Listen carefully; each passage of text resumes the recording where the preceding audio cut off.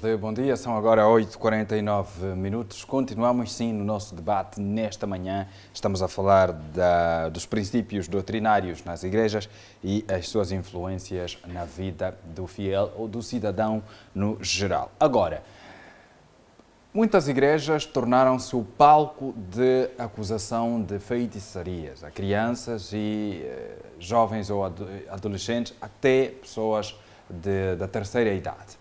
E estas acabam por ser vítimas de violação dos direitos humanos. Infelizmente, é uma realidade ainda notável em Angola e a cada dia temos tido denúncias de casos existentes desta natureza.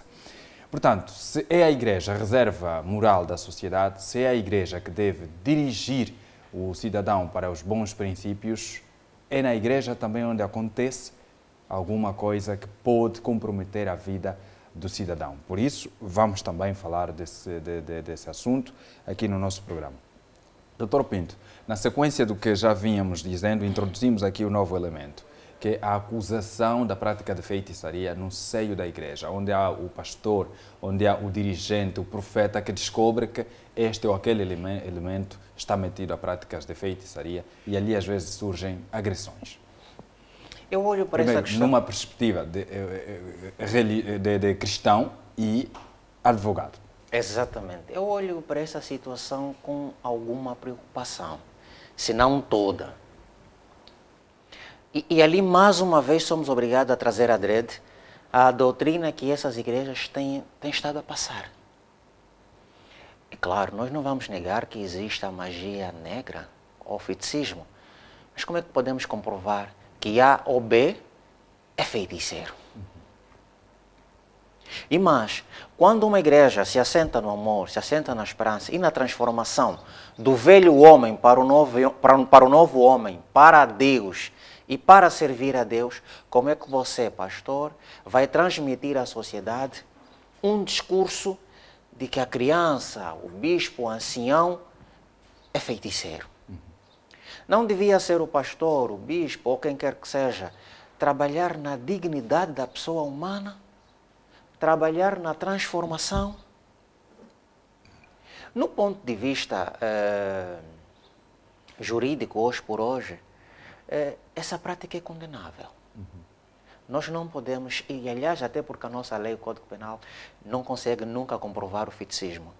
Eu não posso de forma nenhuma colocar alguém, como temos visto na nossa praça, à tortura, colocar alguém em asta pública e acusá-la de feiticismo. Dali a necessidade das igrejas redobrarem a doutrina de acordo ao cristianismo e de acordo à lei vigente no país, para não cometermos esses erros. Ainda que a pessoa é acusada de feiticismo, e se entendermos isto, e já foi para uma determinada igreja, qual devia ser a postura do pastor? Lutar para transformar aquela criatura. Lutar para libertar aquela criatura, porque está escrito assim na Bíblia: se o Filho vos libertar, verdadeiramente vós sereis livre. E por que é que não acontece isto? Por que é que nós verificamos ali um discurso de ódio? Pode-se dar o caso porque os tais missionários, pastores e bispos não estejam preparados para enfrentar essa realidade na nossa sociedade. Dá-lhe o meu entendimento. Quando há violação de direitos na igreja, o que é que esta está sujeita? Ali, a fiscalização é sempre do Ministério Público. Quando há violação de direitos fundamentais numa determinada igreja, a PGR deve intervir, principalmente quando há uma denúncia pública. Ou, às vezes, quando há uma participação de forma particular.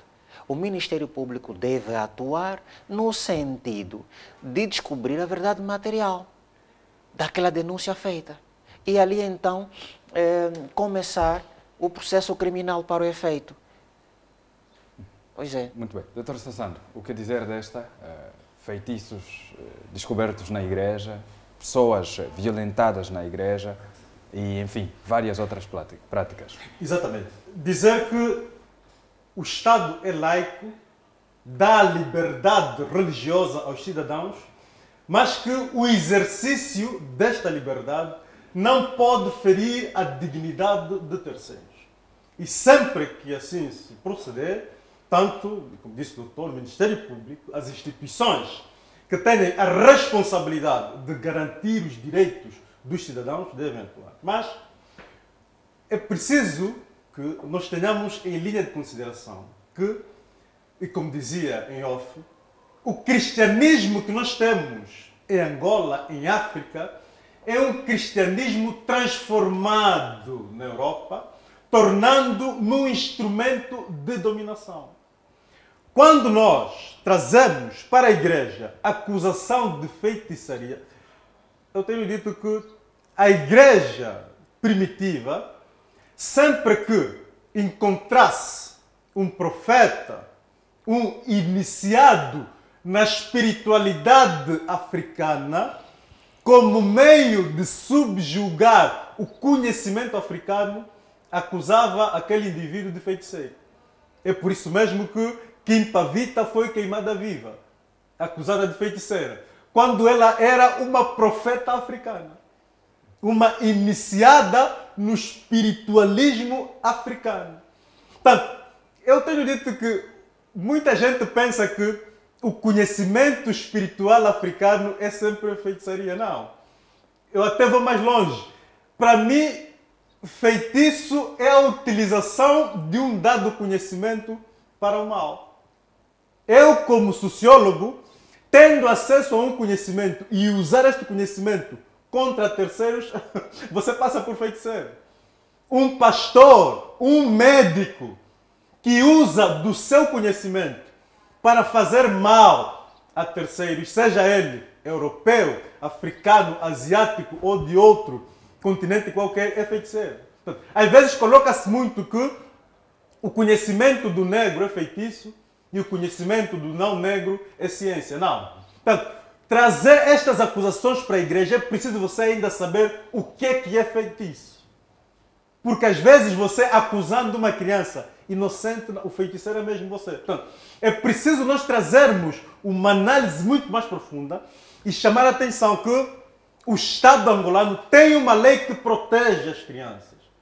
E aqui também chamar a atenção para fazermos uma ligação com a espiritualidade religiosa, com o conhecimento local. Veja que quando os discípulos perguntam a Cristo quem haveria de ir para o céu, essas questões, Cristo disse que não. Eu não vim para os escolhidos. Eu vim para aqueles que precisam do conhecimento. Ele estava a dizer, em outras palavras, que já existem povos que a sua prática está em consonância com aquilo que é a vontade do Pai. Portanto, Cristo, quando vem para aqueles que ainda não tinham conhecimento. E se nós vermos a espiritualidade africana, vai mesmo de acordo com aquilo que Deus manda. Os africanos são solidários. Os africanos têm um conhecimento espiritual muito forte. Portanto, os africanos têm uma ligação com Cristo. E às vezes, esse cristianismo que veio como forma de dominação é que deturpou isto. Portanto, estas acusações de feitiçaria na igreja são questões que também desestruturam as famílias. Há famílias que, porque o pastor disse que quem está a prejudicar o teu desenvolvimento profissional é a tua mãe, e só este discurso tem um impacto psicológico muito forte no indivíduo. Depois ele vai dormir, vai sonhar com a mãe, depois já é a mãe que deve ser morta, a pancada porque feitiçaria. É preciso nós abordarmos essa questão com muito mais seriedade, porque tem vindo a desestruturar as famílias. São crianças que são abandonadas à sua sorte, acusadas de feiticeiras, são anciões que são expulsos das suas famílias, quando nós sabemos que na terceira idade é normal que o indivíduo vai perdendo aquela capacidade, aquele vigor físico. Depois tem comportamentos que podem levar depois o indivíduo a pensar que não, ele tem algum problema, algum mistério. Não, aquilo é próprio da natureza. Mas todos nós, aqueles que chegarem à terceira idade, vão passar por aqueles estágios. Então é preciso que as famílias acolham os anciões, acolham as crianças, deem o tratamento necessário, deem o tratamento devido, e toda aquela igreja que tiver este tipo de comportamento deve sentir a mão pesada da lei, porque nós não podemos utilizar doutrina supostamente religiosa para desestabilizar as famílias que já passam por carência social e econômica muito profunda. Portanto, é preciso que o Estado utilize as instituições que têm a responsabilidade de fiscalizar para, junto das igrejas, averiguar, por um lado. Por outro lado, é preciso também que os fiéis dentro da igreja denunciem mesmo. Porque também as instituições não terão a capacidade de estar permanentemente com todas as igrejas. Portanto, na comunidade, na igreja, sempre que nós vemos uma prática que lesa aquilo que é a estabilidade da família, que lesa aquilo que é a estabilidade da comunidade, vamos denunciar as instituições para que se ponha de uma vez por todas cobro a esta situação. Ora bem, assim como recomenda o Dr. Sassando, a cultura da denúncia, faço a questão ao Dr. Pinto. Vamos começar agora a falar de um assunto que durante algum tempo foi de domínio público e houve muitos debates e só veio à tona porque houve denúncia. A questão da vasectomia, recomendada por algumas igrejas, e podemos aqui citar, por exemplo, a Igreja Universal. Isto, de certa forma, compromete a vida de quem está por dentro do grupo? Pelo contrário, eu olho para a cultura da denúncia como, na verdade, um extrato jurídico que todo elemento da sociedade deve ter. Principalmente quando é um comportamento que lesa, na verdade, a integridade física de alguém. O sucedido com a Igreja Universal e a hombridade que esses pastores tiveram de chegar ao público e dizer, olha, existe um procedimento na Igreja Universal que não permite os pastores, por exemplo, terem filhos. Esses pastores devem ser vistos como heróis. Não é fácil, porque ao longo desses anos todos viveram oprimidos. E se nós fizermos aqui uma análise, a nossa cultura bantu diz que todo africano normalmente tem que ter uma geração, tem que ter filho, tem que ter famílias. Nós somos africanos. E a nossa lei classifica isto como crime, nós temos no artigo 81. Sendo crime, e os pastores quando chegam ao público dizem assim, olha, nós somos submetidos a esta prática. É um grito de socorro. É porque já não aguentavam mais a situação. E isto também, de certo modo, causa dificuldade no funcionamento normal do corpo humano. Quando a Igreja Universal, por intermédio dos seus pastores, chega ao público e diz e faz essa denúncia, nós devemos fazer aqui um exercício cefálico. Porque aquele pastor, aquele membro que está ali a reivindicar, é um familiar nosso, é um nacional, é um angolano, a pedir ajuda. Quando esta doutrina da igreja, e porque a doutrina vai de acordo, ou em falta, ou em desacordo, a nossa cultura e a nossa lei é passível, sim senhor, de responsabilidade criminal. Nós não podemos de forma nenhuma olhar essa situação pávidos e serenos, achando que é normal. Não. A cultura da Europa não pode empenhar aqui em Angola. Nós somos angolanos, nós somos africanos, que deve permanecer aqui a nossa cultura associada da lei. Então, essas denúncias que foram feitas na Igreja Universal, e acredito que hoje por hoje o processo já está em bom curso, e ainda bem que o fizeram, porque só assim é que a sociedade tomou conhecimento verdadeiramente do que se passava dentro da igreja e por que os pastores, ao longo desses anos todos, sofreram calados. Bem haja para esses pastores. Alguns países, como a África do Sul, segundo tomei conhecimento, há pastores ou membros da igreja que também estão a fazer manifestações a repudiar esta prática. E também casos de xenofobia, supostamente. Pois, olha, repara, e nós vimos essa peça, e deixa-me dizer com... Os líderes da Igreja Universal a nível mundial não podem olhar isso como uma afronta.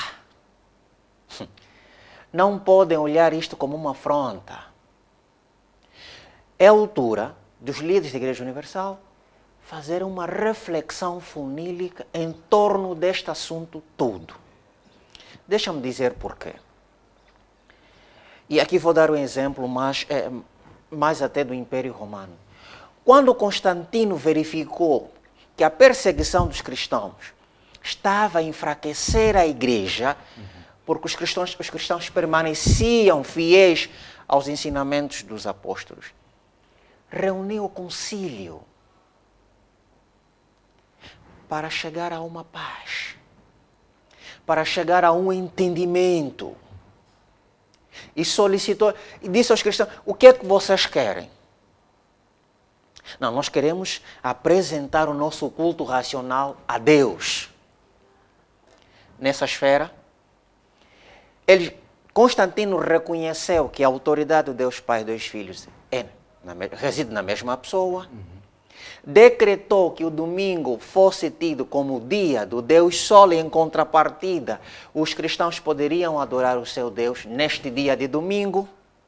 E como se não bastasse, o imperador Teodoso chegou e disse: olha, de hoje em diante, o cristianismo é religião do Estado. Está proibido os cultos pagãos. Associando isto ao evento da África do Sul, essas manifestações que estão a acontecer, os líderes deviam sentar e conversar. O que é que se passa? Qual é a razão disto? E dali chegarem a um entendimento, chegarem a um denominador comum.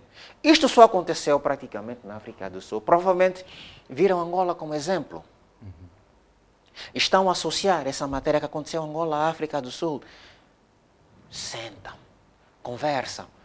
Há um provérbio que os mais velhos usam, dizem que os problemas não se fogem com os pés, mas com a boca. Em outras palavras, é conversando que as pessoas definitivamente se vão entender. Então, um ATT para a direção da Igreja Universal a nível mundial, não olhem como afronta. Sentem, conversem, porque vão chegar a um entendimento. Portanto, as denúncias feitas aqui em Angola surtiram efeitos? Surtiram, tanto é que existe um processo em curso. Tanto é que existe um processo em curso, tanto é que foi convocada a Assembleia Extraordinária e hoje por hoje existe uma direção elencada e manada pelos angolanos.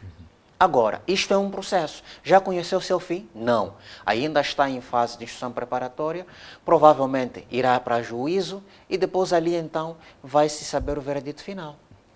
Dr. Sassanto, conforme dissemos, a Igreja Universal, no caso da África do Sul, há denúncias, há manifestações a repudiarem a prática ou um incentivo à prática da vasectomia.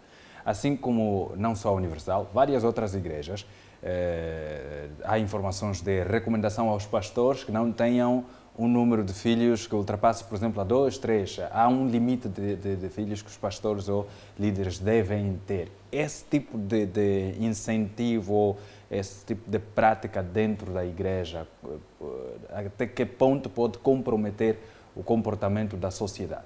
Exatamente. Dizer que a questão da Igreja Universal é uma questão complexa.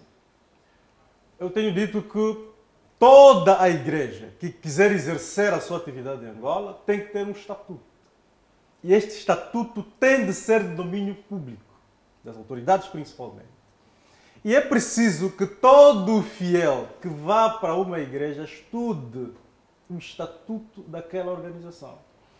Porque a vasectomia é um procedimento cirúrgico que visa impedir o homem de ter filho. Mas parece que esta atividade é obrigatória para quem quer exercer um cargo dentro da igreja. Portanto, era preciso nós vermos se esta cláusula já estava nos estatutos quando eles foram aprovados para que ela seja uma igreja legal em Angola. Porque também os indivíduos que foram submetidos à vasectomia deviam mesmo negar. Tem o conhecimento da Exatamente, você tem a liberdade de... Eu tenho dito que se eu não me rever na igreja que eu faço parte, você tem a liberdade de sair. por um lado, este tem a ver com os fiéis. Segundo, e como dizia o doutor, é que a Igreja Universal não compreendeu os sinais dos tempos e agiu na contramão. Eu tenho dito, não existe instituição alguma que isoladamente vá pôr em causa a estrutura de um Estado. Portanto, os pronunciamentos da entidade máxima da Igreja Universal para com o Estado angolano também não ajudaram. Porque, certa vez em conversa com um mais velho, ele dizia que o governo caiu tu vitimo. Quer dizer, em português significa não há nada que um Estado ou governo não consiga fazer. Portanto, quando você põe em causa, ameaça um Estado, não, o Estado vai ter que agir para repor a legalidade, demonstrar a soberania, demonstrar a força que o Estado tem. Portanto, a Igreja Universal tem agora que estudar o problema internamente. Todos os crimes possivelmente, alegadamente, cometidos dentro da Igreja, não. A lei deve se fazer sentir, julgar e responsabilizar todos aqueles envolvidos. Fala-se de evasão de divisas, fala-se de branqueamento de capitais que, no sistema jurídico angolano, são tipificados como crime. Portanto, o tribunal está a julgar e, no fim do dia, eu acredito que a sentença será com base nas provas materiais encontradas. Agora, essa questão da vasectomia, do celibato, até mesmo nas igrejas consideradas como primitivas, são sempre questões controvérsias, porque a própria Bíblia, em Gênesis, já diz o que é que Deus quer para com os homens. Façamos o homem a nossa imagem e semelhança, para que exerçam domínio e se procriem, encham a terra. Então você que é representante desse Deus, que ordenou que o homem se multiplicasse e enchesse a terra, vais dizer que o indivíduo não pode ter filho. Você já vê que essa igreja não tem muito a ver com aquele Deus que ele diz, porque afinal Deus ordenou que nós nos multiplicássemos. Se você tem uma doutrina de que o pastor não pode ter filho, quem tem um cargo de relevância na igreja não pode ter filho, você deve saber que isso depois vai exercer uma influência sobre os fiéis, que se revêem no pastor, que se revêem na doutrina. Portanto, você vai diminuir aquele mandamento de Deus. Portanto, estás a ir contra os princípios ordenados por Deus. Portanto, é preciso que nós também vejamos qual é o pano de fundo disso tudo. É o dinheiro. É que o pastor depois tem acesso a dinheiros e para que ele não utilize com a escola do filho, depois com as necessidades da esposa, portanto o filho ficou doente, portanto é preciso que ele seja um indivíduo solteiro, quer dizer, nós vamos atender apenas às necessidades desse pastor, que até fica num quartito, nós vimos imagens, quer dizer, fica na igreja num quartito de 2 metros quadrados, está aí a cama, está aí a cozinha, quer dizer, atendemos isto e depois todo o resto do dinheiro vai para a estrutura. Portanto, é preciso nós acabarmos com isto. O indivíduo que está no terreno a trabalhar, a cuidar para que a igreja cresça e prospere, deve ter o direito à família. E como dizíamos aqui, a cultura africana é exatamente de acordo com aquilo que Deus mandou. Nós temos que ter a continuação da prole. Por isso é que eu dizia que os africanos têm uma espiritualidade de acordo com aquilo que Deus quer. É preciso que tenhamos a prole. A família deve ser construída, deve ser ampliada, deve ser...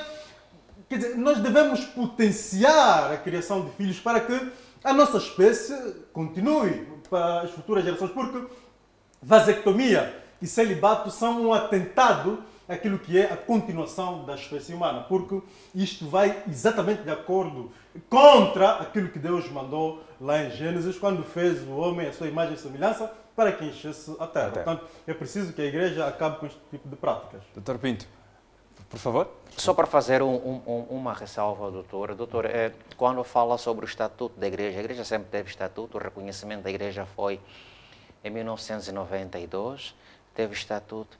E nenhum dos artigos do Estatuto reza esse princípio da vasectomia. Está a falar em particular da Igreja Universal. Exatamente. Logo, e para continuar, doutor, é só para dizer que não é fácil dizer não à estrutura toda que a Igreja Universal tem. Repara, nós temos jovens como pastores na Igreja Universal, mal preparados para a vida e para a sociedade, que eventualmente vai a uma igreja, lhe ensinam a usar um fato, uma gravata, dão um carro, e depois dizem assim a ele, olha, vais fazer o procedimento. Aqui está também a questão social da própria vida do homem enquanto elemento que entra para a igreja, não é? Sim. Mas repare, doutor, O seu estatuto social. repare, doutor Pino, é no sentido de que eu chamava a atenção ao estatuto, porque se para ser uma igreja legalizada, em termos de lei, em Angola, você tem que ter um estatuto. Mas o estatuto existia. Exatamente, existia. Era preciso agora as autoridades irem para o estatuto, verificar se lá tem a vasectomia. Se tem, quem aprovou agora deve ser responsabilizado. Se não tem, a igreja mentiu ao Estado. Então, deu um estatuto falso, que afinal, internamente, a prática era outra. Portanto, nós vamos ler no estatuto o que é necessário para ser pastor. Está lá, tudo elencado. Tem vasectomia? Não tem. Por que você coage agora os pastores a fazerem? Portanto, vão ter que dar explicações. esta é a recomendação que fica. Exatamente, por isso é que eu estou chamando a atenção. É preciso julgar com base nos documentos que eles apresentaram. Só que o caso em particular, o documento que apresentaram, diz o Dr. Pinto, não havia o procedimento. Não existe essa prática, ou seja, não existe esta nomenclatura no Estatuto da Igreja. Não existe, ponto final.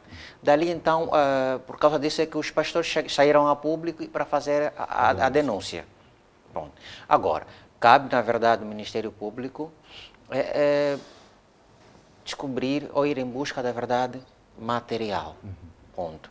Mas isso também associa-se, na verdade, aqui como o Dr. Sassano dizia, associa-se também um pouquinho à doutrina. É cultura na Europa, o homem ficar sem filhos e tudo mais. E eles a trazerem para a África ou para Angola, precisamente, essa cultura, já choca com a nossa identidade cultural. Para um africano, não colhe, não tem nenhuma cobertura. Aliás, um africano, às vezes, pode passar por determinadas discriminações por não constituir uma família. Para nós é herança. Para nós é herança, filho é herança. O doutor falava da entrada de um elemento, por exemplo, que vai à igreja, o ensina a apresentar-se formalmente e tudo mais. Eu gostaria que continuasse a falar. Então, reparem, é um jovem que chega à igreja, é preparado para ser pastor, fica no grupo jovem, candidato a obreiro, é obreiro, depois vai para discípulo, é auxiliar do pastor. Um elemento que vem de uma família humilde. Nem sequer punha uma gravata em condições ou um fato em condições. Então torna-se pastor, o ensinam a vestir-se em condições. E muitas das vezes põem uma viatura à sua disposição. E chega a liderança e diz assim, olha, você vai fazer o procedimento. Ali há uma coação moral, senhores. Há uma coação moral. E na eventualidade dele sonegar este procedimento, lhe é retirado bem material. Faço ou não faço? Eu não tenho, isto é muito forte, grande parte dos pastores que se desvincularam da Igreja Universal não têm profissão nenhuma. São motoristas, doutor. Porque não há preparação. São motoristas, não conseguem fazer absolutamente nada. Outros até abrem outros ministérios. Porque é o que aprendeu a fazer. Dali a necessidade de criarmos, sim, essa comunidade evangélica, essa comunidade cristã, que também vai se assentar na formação do novo homem, quer seja no ponto de vista social ou acadêmico, como no ponto de vista cristão. Dali condensados da doutrina e teologia de Cristo e em Cristo Jesus. É muito difícil, às vezes, nós julgarmos a postura que esses pastores tomaram na data no início, porque de facto estamos lá de fora. Mas para quem está lá dentro, é difícil. E nós hoje verificamos, nós vimos aqui a magnitude e a estrutura que, pelo menos, a Igreja Universal tem. Quando começaram as denúncias, até o presidente do Brasil interviu, doutor. Quem diria um simples elemento a lutar contra a Igreja? Não tem condições. Não, por isso é que eu chamava a atenção. Porque é preciso que nós estudemos as igrejas. Nós, Estado. Porque quando eu vou receber um ente para exercer uma atividade no meu país, até mesmo o Instituto Nacional que regula essa questão religiosa deve analisar. Os técnicos que estão lá não é apenas para dar o parecer. Eles devem fazer uma busca profunda de qual é esta doutrina que eu vou aprovar no meu país. Isto é para questões futuras, para já existentes. É uma recomendação. É preciso você estudar mesmo o Islão, que agora é uma doutrina que está a entrar já com uma certa força. É preciso que nós nos acautelemos. Estudar quais são as diferentes correntes. Porque no Islão depois há uma corrente radical. Como é que ela se desenvolve? Quais são os seus tendões naquelas sociedades onde depois começaram a ter problemas religiosos. Felizmente nós ainda não temos aqui em Angola conflitos religiosos, mas Moçambique já começou a ter. Como é que esta corrente se desenvolveu em Moçambique? Então, é preciso nós começarmos a ter este cuidado já agora. Agora, para a situação já eclodida na igreja, eu estou a chamar a atenção por quê? Porque a Igreja Universal, durante muito tempo, exerceu a sua atividade aqui como igreja legal. Portanto, os pastores que foram submetidos a esta tal vasectomia, na altura, deviam ter denunciado como denunciaram agora.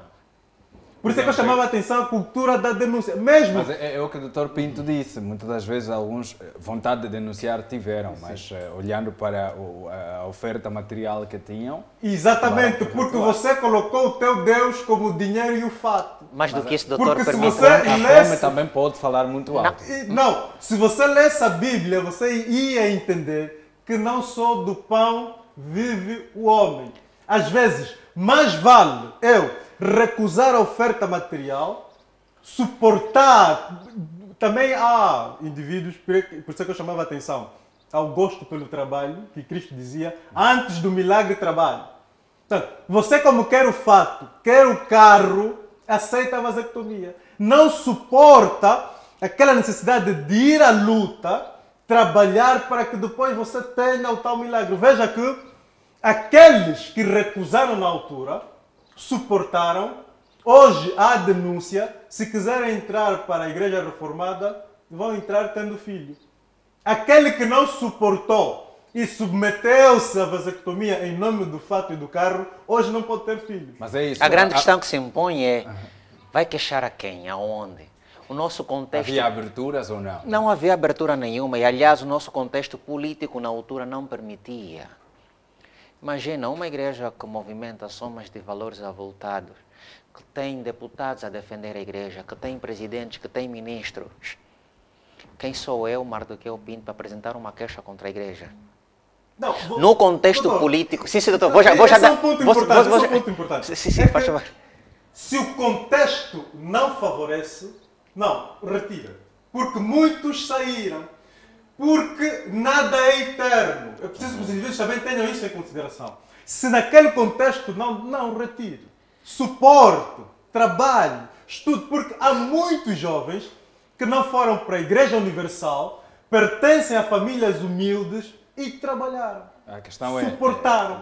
Portanto, todos têm a mesma capacidade de suportar. Exatamente. Você que não teve esta capacidade de suportar, não pode se queixar, porque indivíduos... Não, mas a questão, doutor, vamos a um pequeno exemplo. Imagine, eu, Afonso, enquanto profissional desta casa, estou a ser coagido a falar. Vamos supor, eu tenho aqui esse INIE, em que os colegas da Regi podem estar a dizer, olha, Afonso, diga isso. Imagine que o meu coordenador de informação vá para lá e diga, Afonso, diga isso, se você não disser, não apresentas mais esse programa, está suspenso. Exatamente. Eu sei que tenho uma família para sustentar.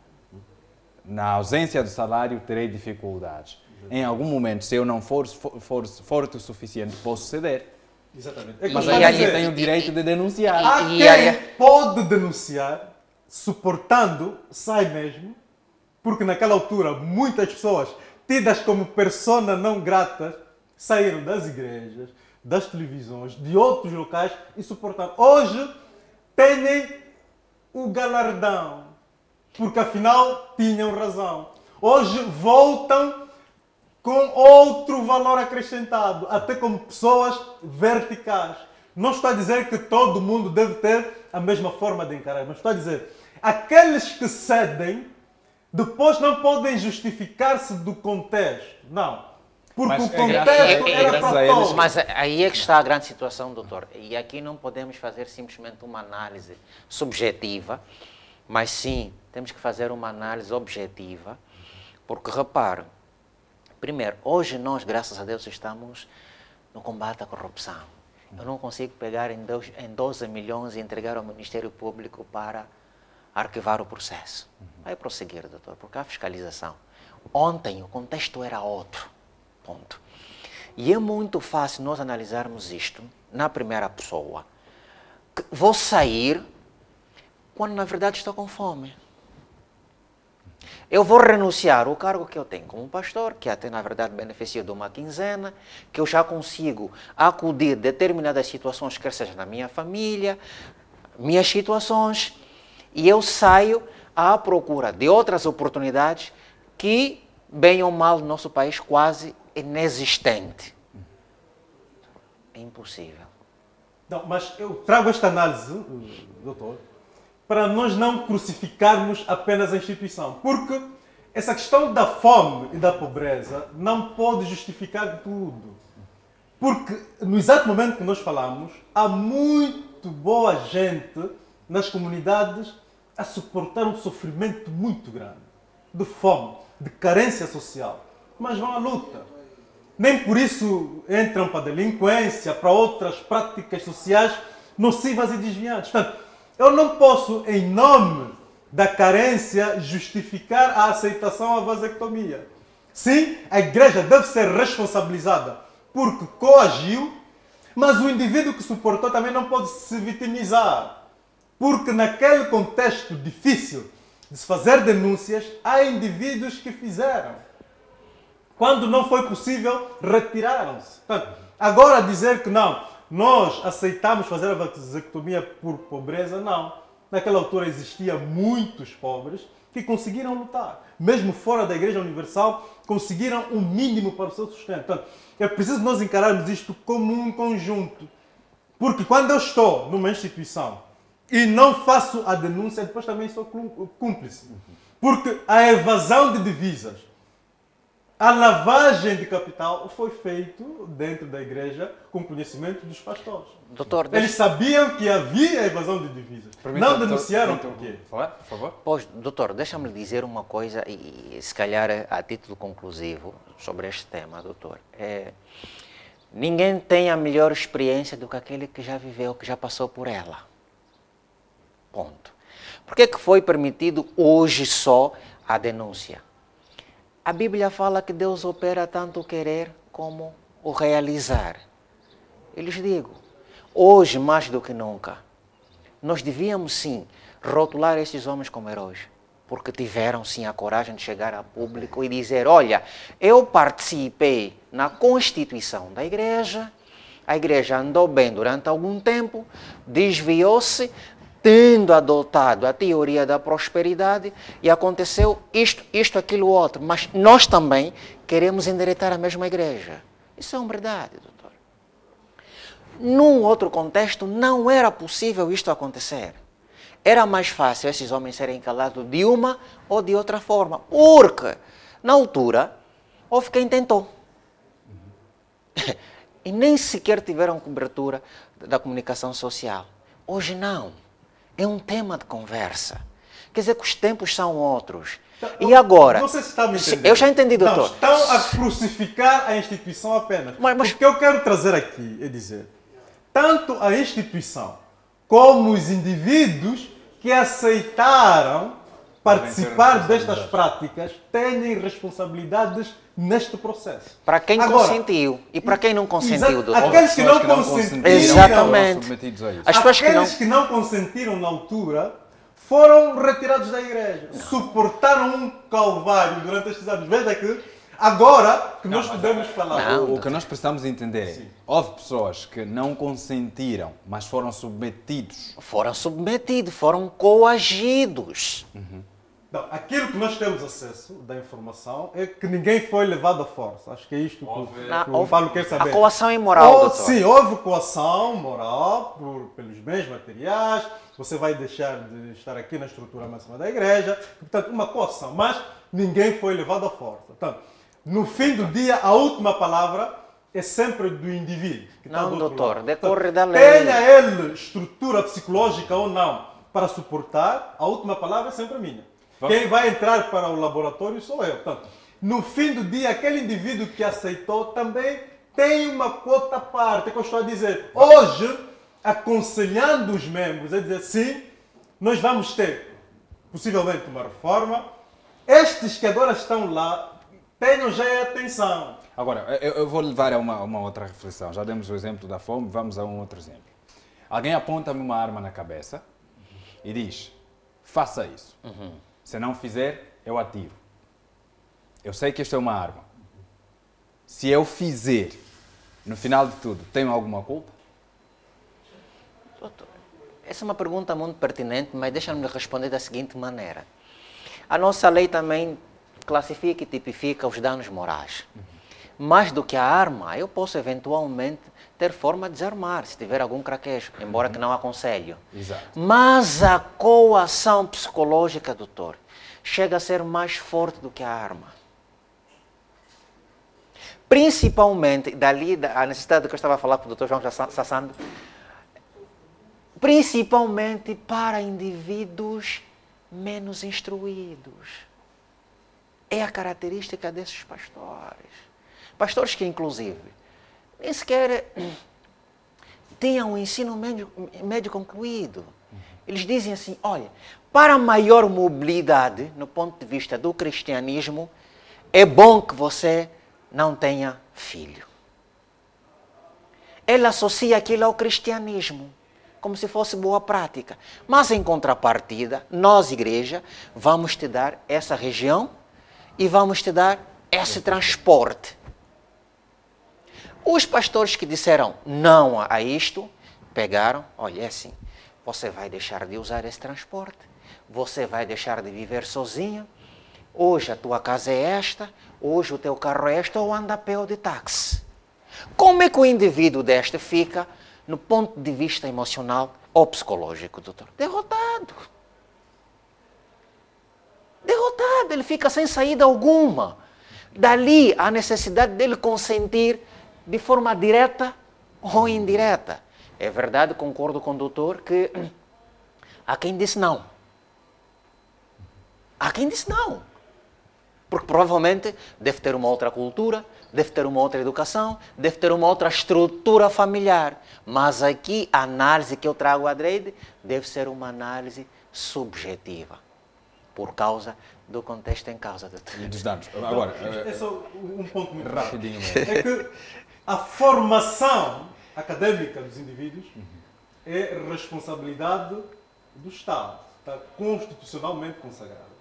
Portanto, usar do não acesso à instrução para se submeter a situações desviantes, isto eu não consigo entender. Porque aceitamos, mas depois você não pode se vitimizar.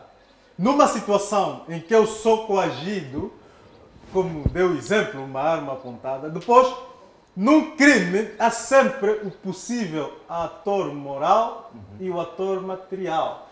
Se você cometer um homicídio porque foi coagido, depois no tribunal vão-se achar as provas materiais e vai-se dizer, não, o ator moral é o fulano, a sua pena é esta, mas você é o ator material. Por conta da coação, você pode ter um atenuante, mas você é criminoso. Portanto, tem também a sua responsabilidade no ato que aconteceu. A Portanto, responsabilidade aqui é partilhada. Não podemos atirar agora a responsabilidade só à igreja, ou só aos pastores, ou só ao Estado. Todos estiveram envolvidos neste processo tenha uma cota parte de toda essa situação que aconteceu com esta igreja. Última pergunta da nossa conversa, depois iremos aos pontos conclusivos. O que dizer da proliferação de seitas religiosas no nosso país, muitas vezes com a participação de estrangeiros? Olha, eu também olho essa questão com muita preocupação. Até porque 2004 que o Estado angolano não reconhece nenhuma outra instituição ou outras igrejas. Mas mesmo assim, nós temos estado a ver a proliferação de forma massiva em Angola. Dali surge uma pergunta, por quê? Muitas das vezes as questões não estão só ligadas ao direito, mas também com uma segurança pública em Angola. E depois somos obrigados a chamar à colação os órgãos afins por causa da fiscalização. Se nós formos ali ao Palanca, se nós formos ali a Mabor, nós vamos ver uma igreja seguida da outra. É quase que a competirem. Quase que a competirem. Qual é a postura que o Estado tem estado a adotar relativamente a essas igrejas? Têm sido fiscalizadas. Algumas estão ligadas às cônicas ou ao SICA. Mas como é que tem sido o acompanhamento dessas igrejas? Tem sido milimétrico. Dificultaram a lei para a constituição das igrejas, mas mesmo assim pecam com a fiscalização. Então, é uma situação que deve ser revista. Porque aqui estamos a dar uma nota negativa até à comunidade internacional relativamente à segurança pública do Estado. Dali então, que hoje mais do que nunca, aqui vamos encorajar o Estado e também, de uma certa forma, a sociedade a denunciarem essas igrejas que fazem cultos pagãos. Há necessidade de tornarmos o cristianismo organizado e participativo.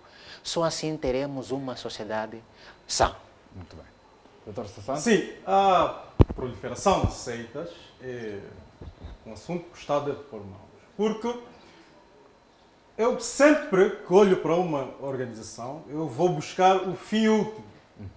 E o fim último destas seitas nada mais é do que a acumulação primitiva do capital.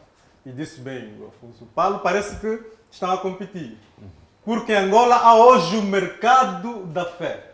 Há até igrejas que têm nomes com essa característica mesmo, mercado da fé, hospital da fé. No fim do dia pretendem extorquir o cidadão. Então, a pregação da prosperidade. Exatamente. Toda e qualquer instituição que esteja a operar de forma ilegal no país, as instituições afins devem pôr cobro a isto, porque se nós formos em outras sociedades, até indivíduos ilegais nos seus territórios, são perseguidos, devem organizar a sua presença, legalizar, conformar aquilo que deve ser a lei. Então, também deve ser assim em Angola. Todas essas seitas que têm estado a criar até mesmo aqueles problemas que discutimos aqui, acusações de feitiçarias, desestruturação das famílias, quer dizer, poluição sonora nas comunidades, devem ser banidas e todos aqueles que tenham uma boa fé, boa vontade de pregar o Evangelho no território angolano, não serão bem atendidos. Devem recorrer àquelas instituições que tenham a responsabilidade de legalizar. O doutor falou do SICA. Eu penso que o SICA trabalha apenas com igrejas reconhecidas. Estas ilegais não fazem parte, portanto, devem recorrer ao INA, o Instituto Nacional de Regulação da Atividade Religiosa, devem trabalhar para que as suas comunidades sejam reconhecidas. Agora, exercer atividade de forma ilegal não é aconselhável a ninguém e todos aqueles que estão nesta prática devem mesmo ser retirados do convívio social das nossas famílias. Estou perante um sociólogo e um advogado. Não deixaria a conversa terminar sem tocar nesse assunto de modo particular e apesar do tempo não nos permitir falar muito. A oferta com propósito.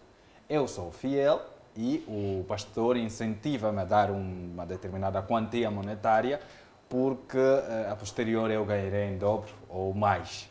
Essa dita oferta com propósito, que danos tem criado no seio dos fiéis e os ganhos também? é uma prática errada, porque a recomendação bíblica, conforme fala o livro de Malaquias, no seu capítulo 3, versículo 10, trazei todos os dízimos à casa do tesouro, para que haja mantimento em minha casa. Os dízimos e as ofertas devem ser dadas de livre e espontânea vontade, não de forma quantitativa, mas qualitativa, como ensinou nosso Senhor Jesus Cristo. Quando os homens ricos estavam a ofertar e levavam um saco de dinheiro, ele classificou a oferta da viúva e não dos ricos, porque ela apresentou a oferta de coração. As igrejas que normalmente são apologistas da teoria da prosperidade devem saber que quem tem que se mover de íntima compaixão para oferecer a Deus é o fiel. E não pode ser uma imposição da igreja. Porque este mesmo fiel tem responsabilidades parentais, tem responsabilidades sociais, tem responsabilidades laborais. Então, ao trazer todas as suas ofertas e dízimos à igreja, provavelmente deve procurar uma ruptura, vai criar uma ruptura social ou até mesmo familiar. Dali, nós desencorajamos essa prática nas igrejas. Doutor Sassano, rapidamente. Sim, a frase está bem colocada, oferta com propósito. Qual é a oferta que Deus quer? O nosso corpo, que é o templo do Espírito Santo. Se você quiser fazer uma oferta que te dê algum propósito positivo, ofereça ao teu espírito, ofereça ao teu corpo, para que Deus te responda positivamente e você consiga aquilo que você quer, com trabalho, com uma espiritualidade que te dê o equilíbrio psicológico para lidar com os problemas do dia a dia. A própria Bíblia também diz que feliz a nação cujo Deus é o Senhor. Se nós nos voltarmos para Deus, quer socialmente, quer economicamente e espiritualmente, o nosso povo estará bem. Não precisaremos de dar dinheiro para termos a presença do Espírito Santo, porque a palavra diz que não só do pão viverá o homem. Mesmo quando falávamos daquela questão, veja que Cristo, antes de começar o seu ministério, ficou 40 dias e 40 noites no deserto, sem comer, sem beber.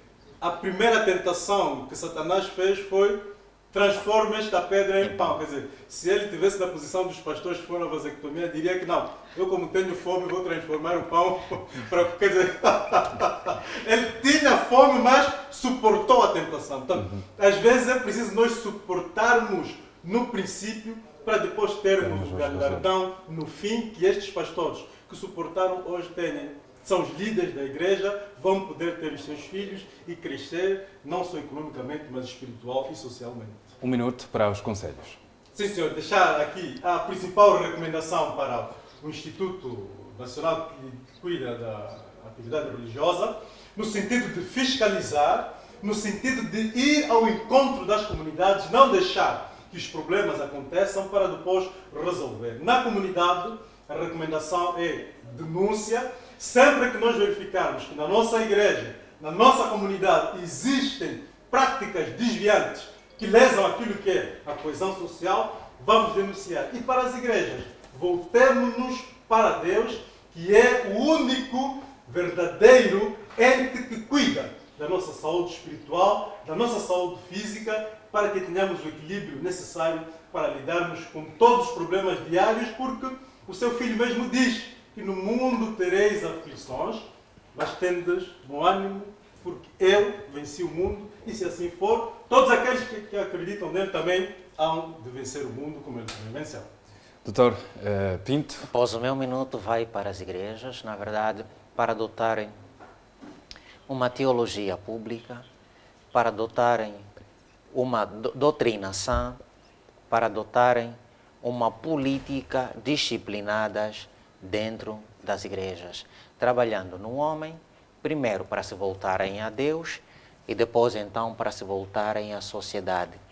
E relativamente ao Estado, nós solicitamos que, de facto, fiscalizem mais as igrejas, que tomem a igreja como parceiros e, quer seja o Estado como a igreja, criem protocolos de cooperação, no verdadeiro sentido da palavra. Muito bem. Antes de despedir, deixa partilhar com o nosso telespectador um assunto que, infelizmente, acabou chegando aos nossos ouvidos. Essa coisa do transporte público, nos táxis há muita conversa. E ontem, coincidentemente, coincidiu que, pronto, já agendámos o tema, numa conversa, dois jovens diziam, um deles dizia, no caso, que esteve a passar por dificuldades em casa e tinha de ir atrás do pão porque a pessoa com quem vive guardou o seu dinheiro para entregar na igreja, que é aqui a oferta com propósito. Então, não podem gastar aquele dinheiro porque deve dar na igreja, porque o pastor assim o disse, e lá em casa falta o pão.